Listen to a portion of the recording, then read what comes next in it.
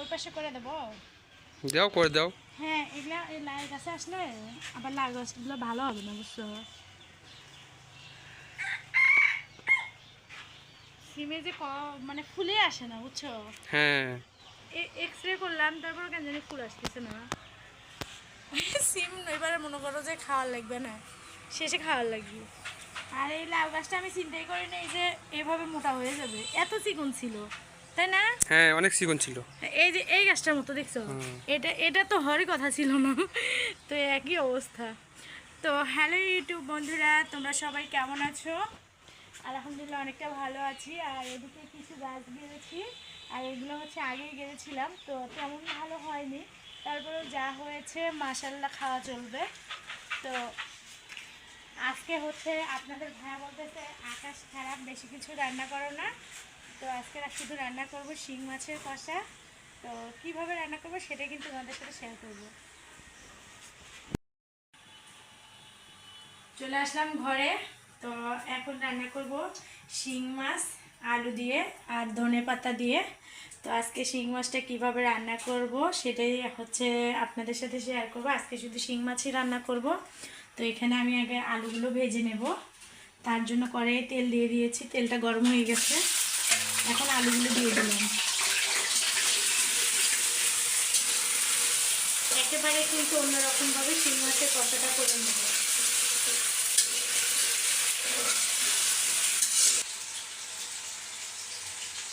আলুগুলোতে একটু হালকা করে হচ্ছে হলুদের গুঁড়া দিয়ে দেবো, যাতে যেন আলুর কালারটা সুন্দর আসে। বাচ্চারা কম বেশি কিন্তু মানে মাছে বা মাংসে আলুতে বেশি পছন্দ করে।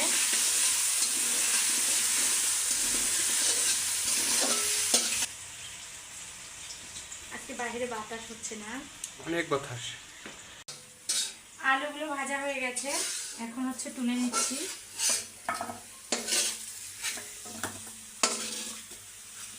একদম বেশি করে ভাজিনি, হালকা করে ভেজে নিলাম, বুঝছো? একটু বেশি করে ভাজতা। হালকা করে ভাজলে আলুতে বেশি মজা লাগে।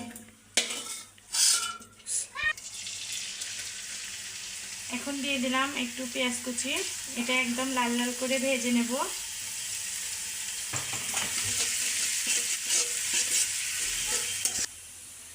আমার কিন্তু হচ্ছে পেঁয়াজগুলো ভাজা হয়ে গেছে, এখন জিরে বাটা আর পেঁয়াজ বাটা দিয়ে দেব।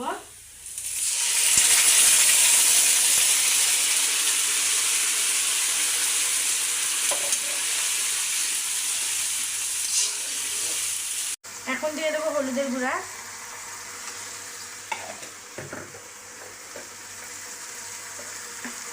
এরপর দিয়ে দেবো কাঁচা মরিচের গুঁড়া। ঝালটা একটু বেশি দেবো, আমি কিন্তু বরাবরই হচ্ছে ঝালটা বেশি পছন্দ করি তরকারিতে।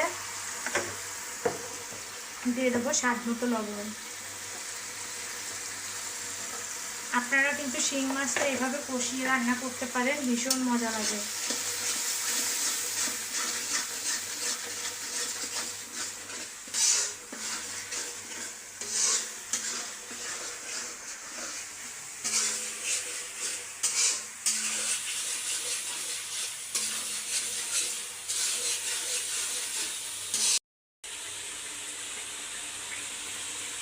মশলাগুলো কিন্তু এই যে কষানো হয়ে গেছে, উপর দিয়ে তেল ছাড়ছে।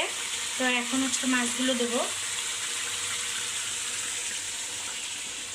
আমার মেয়েটা কিন্তু ভীষণ শিং মাছ পছন্দ করে, কারণ কাটা নেই।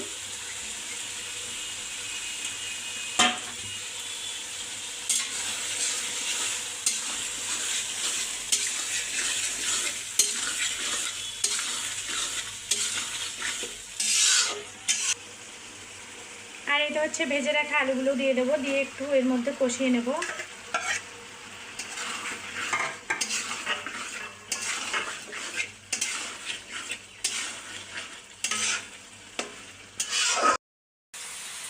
আলু সহ মাছগুলো কষানো হয়ে গেছে, এখন ঝোল দিয়ে দেবো। একটু গায়ে গায়ে ঝোল রাখবো, তার জন্য একটু ঝোলটা বেশি করে দিয়ে দিলাম।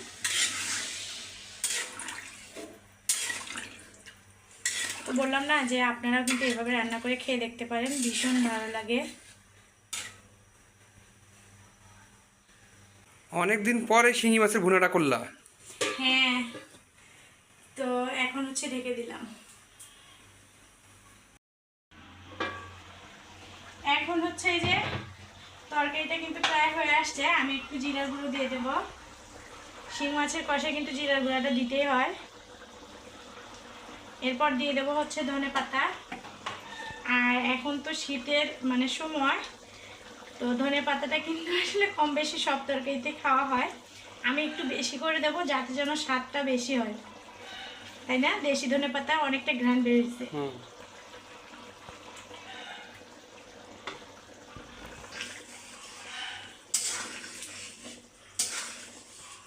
এই তো দেখেন ঝোলটা কিন্তু একদম গাঢ় হয়ে গেছে, এই যে।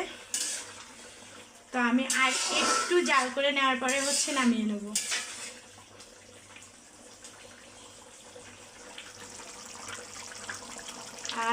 কি ঘ্রাণ বের হয়েছে, তাই না? মনে হচ্ছে এক্ষুনি ভাত খাই। হ্যাঁ, আমার কিন্তু শিং মাছ রান্নাটা হয়েছে।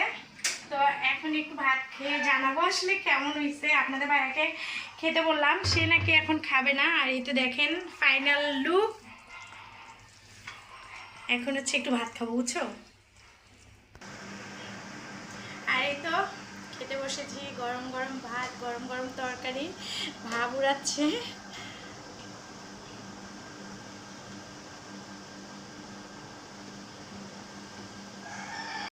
বিসমিল্লাহ।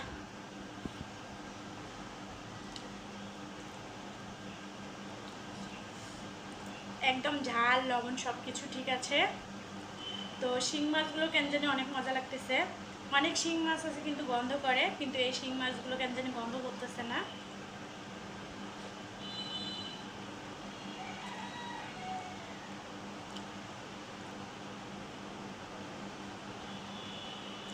তো সবাই ভালো থাকবেন, সুস্থ থাকবেন। অনেকদিন পর রান্নাবান্না খাওয়ার ভিডিও আপনাদের সঙ্গে শেয়ার করলাম। অবশ্যই সবাই পাশে থাকবেন। আল্লাহ হাফিজ।